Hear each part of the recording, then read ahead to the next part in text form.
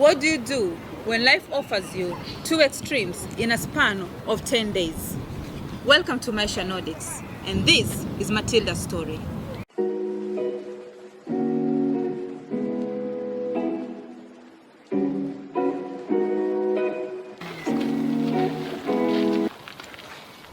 My name is Matilda Carol Doc.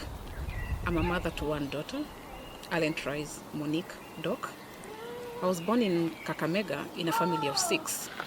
That is my mother, my father, and my 3 brothers.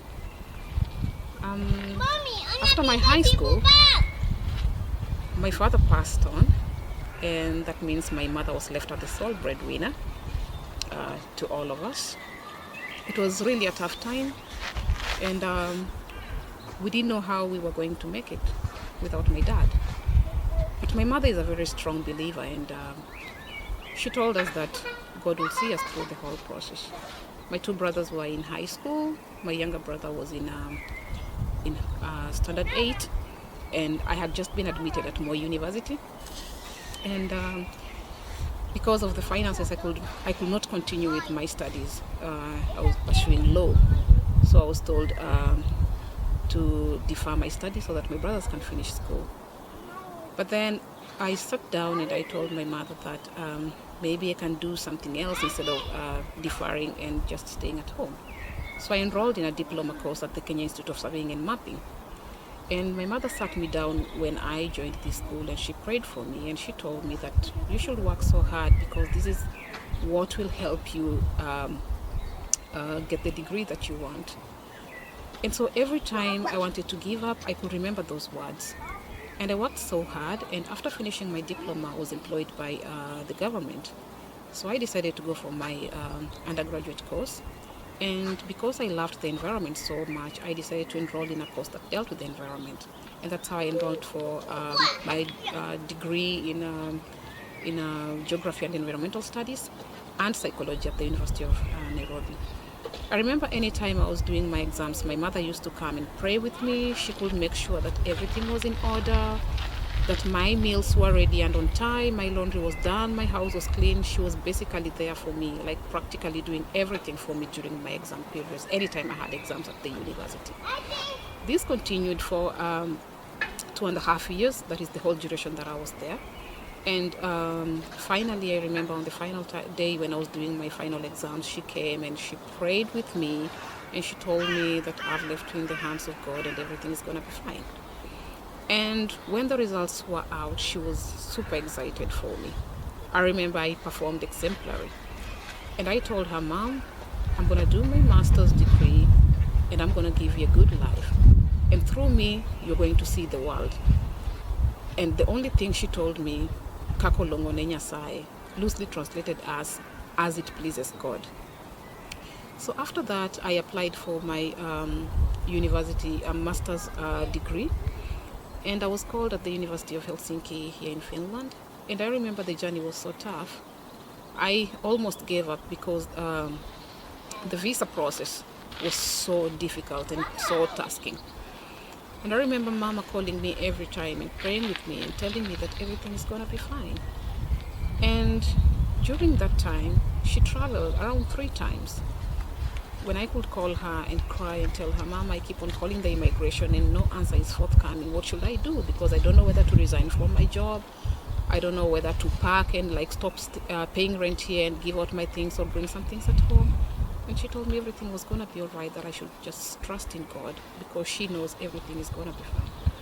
So, and then I remember one day, 2 weeks to my D-Day, when I was supposed to travel, I was crying and I was telling her, Mom, I've already cancelled my air ticket because my residence permit has delayed.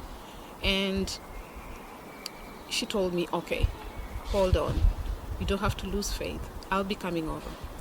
And she traveled, and because she had a meeting the following day in Nairobi, she traveled all the way from Kakamega to come to Nairobi and be with me and pray with me.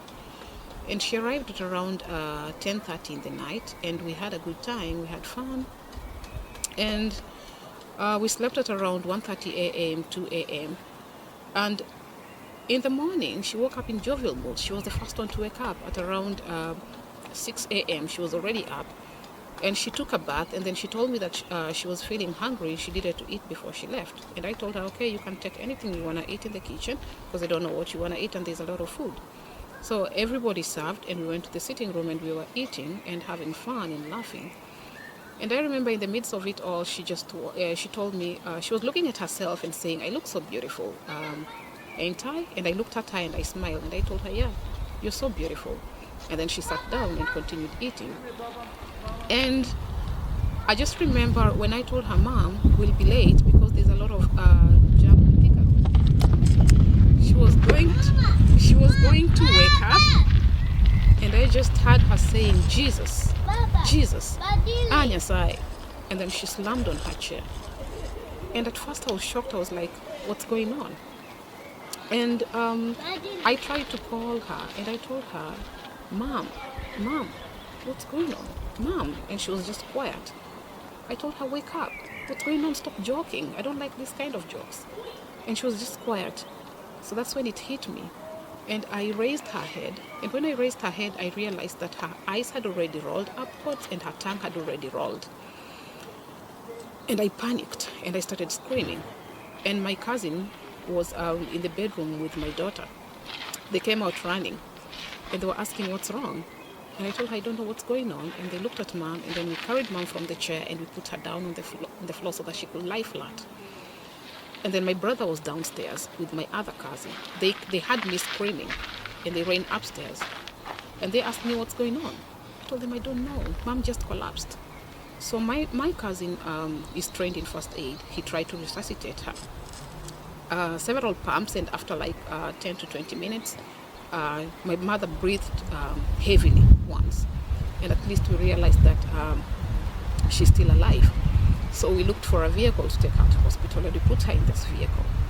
And then on our way to hospital, she woke up again, and we asked her, Mommy, what's the problem? How do you feel? She just said, my stomach. And then she went quiet again. And we asked her, what's wrong with your stomach? She couldn't respond. She just went quiet. So we had to palpitate her again. After some time, she woke up again, and then she said, I want to sit properly. Put me in a good position. And my brother struggled to put her in a good position because the car was not so big. But then when we were just entering the hospital at the gate, my brother could not feel her pulse. Tried to touch her hand and could not feel her pulse. So he just said, I think we are losing her. And then I opened the vehicle and ran into the reception and told them to come and get Mom because we think we are losing her and she was dying. And they ran and put her on a wheelchair. And by the time they lifted her to put her on the bed, the doctor just looked at her, tried to resuscitate her, but nothing happened. I touched her legs, and they were so cold and they were so stiff, but I didn't want to believe she was gone. And the doctor just looked at me and then told me, I'm sorry. I asked her, what did you say? And he just said, I'm sorry. We can't help you. She's gone. And she just died like that, peacefully, just smiling. And my world fell apart. I didn't know what to do. Here we are in Nairobi. She had just arrived. I didn't know where to start, who to call, who to consult, what to do next, where to take her. So we had to go to the police to record a statement because under the circumstances that she had died, we had to involve the police. So we went and recorded a statement. And then since she used to work and live in Kakamega, we had to transport the body back to Kakamega because now we couldn't do anything in Nairobi. So we organized everything, got a hearse. Within a few hours, we traveled. We called Kakamega General Hospital. We organized the morgue. We arrived there at around 2 a.m. to find most relatives had already traveled and arrived, and her workmates and her churchmates. She was a church leader, a very staunch Christian. So we had prayers at the morgue and we went home. Now the journey coming to Finland begins. I don't know what to do. My residence permit has delayed. I don't know whether to cancel everything. As we were arranging for the funeral, I was told that I was called by the immigration, the Finnish immigration, that my residence permit was ready, and this is on 24th. My mom died on 15th August.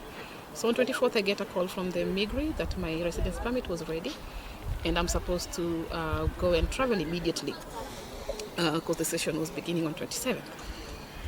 So I didn't know whether to go or not. We had to hold a family meeting and decide what to do, whether to bury my mother immediately or whether I should leave.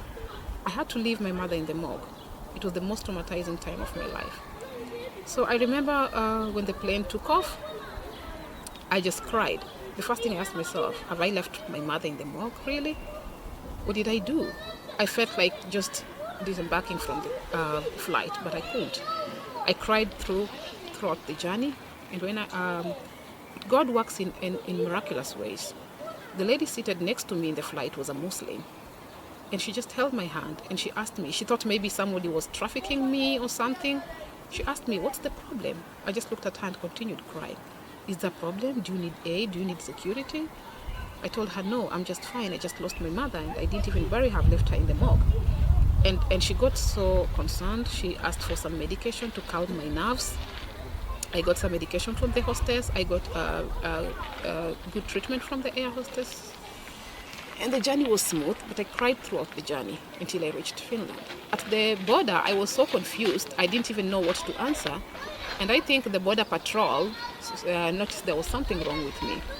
And they called me aside and they started questioning me. Actually, they scanned me and screened me several times because they didn't understand why my eyes were so red and I was so confused. And then I just told them I lost my mom. I think that's why I'm this confused. So they just let me go. And my journey started.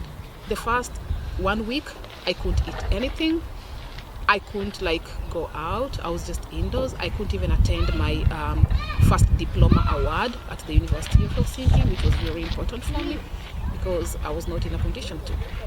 But then I talked to my teachers who understood my situation, and they signed me up for counseling. They took me to therapy. And it was such a trying moment because I was in such a different culture. First, it was my first international flight. I've come to a very different culture from the one I'm used to. People here don't talk too much. People are not so friendly when they still don't know you. And they also don't understand our African way of mourning. So it was very difficult for me to connect. And I was here thinking about my studies at the same time coordinating my mom's funeral at home. So I attended the funeral online. And I just felt like a lesser daughter or an unloving daughter because I was wondering, why did I bury my mother? Did I love her enough? It has been a battle, but through it all, my mother's prayers when she was still alive and my mother's words kept me alive. Anytime I wanted to give up, I remembered her words. And there's no single day that I haven't thought about her. There's no single day that I haven't dreamt about her. And whenever I want to give up, I think about her God. But the only challenge I have is that anytime I listen to gospel music, I feel so down. I cry a lot because I think about her. It reminds me of her. So instead of calming me down, instead of consoling me, it tortures my soul. And I keep on asking myself, where is God? But anytime I ask that, the words of my mother when my dad died keep on coming to my mind. She told me, God took your dad, but at least he left you with me. There are kids who don't have any parent. They were born and their parents died immediately. You're lucky that you have me. And those words have kept me alive. And I know that much as she's gone, at least she left when I was old enough. So one thing I realized after arriving in Finland is that it is very important to have social networks. It is very important to have a support system with you. Without a support system, especially when you're going through a hard time, you can even become suicidal or you can just give up in life completely. So when I came here, I had a few friends that I connected to. There's this specific friend called Koni Mlama. Koni has been very resourceful. She connected me to Mark Kanyingi and Sarah Kanyingi. They're the ones who picked me from the airport to take me to my place of residence because I didn't know anything about Finland by then. And then they also introduced me to more ladies like Nelito and Chemuto, who have been there for me all through, and Sheila. So these are the friends who have held my hand. We've walked this journey. It's been tough. Whenever I broke down, I could call them. I could tell them I just need someone to talk to. I need help because I can't get my mom off my mind. They could be there for me. And then I also joined the International Students Ambassador. And this has really kept me busy throughout ever since I arrived here. I've made friends. I've made friends like Sophie, Anne, Ying, Nabila. And they've really been a force to reckon with. I must say that they've made this journey easy, because without them, I don't know who I could have turned to, considering that I was new to this system. I was not used to digital studies. I was used to the analog studies, and coming here, that needed a lot of support and a lot of help. And my teachers also, they were very supportive, considering that you had to do so many assignments and hand them over on time. One of them approached me and asked me what the problem was, because the first week I wasn't really attentive in class. I would just sit in class, look at the teacher blankly, and start crying. So she called me aside and asked me what the problem was, and I told her I had just lost my mom, and she isn't even buried yet. And that's when she realized where the problem was. So I can say that the academic fraternity have been very helpful to me and my friends too. And that's why I feel that it is not very advisable to just release your child to go out there into the world without any support system, or without anybody they know who can hold their hand, or without a belief in God or any supernatural being that they can turn to whenever they feel depressed. So yeah, I think that has been the best support system that I ever had in this new land.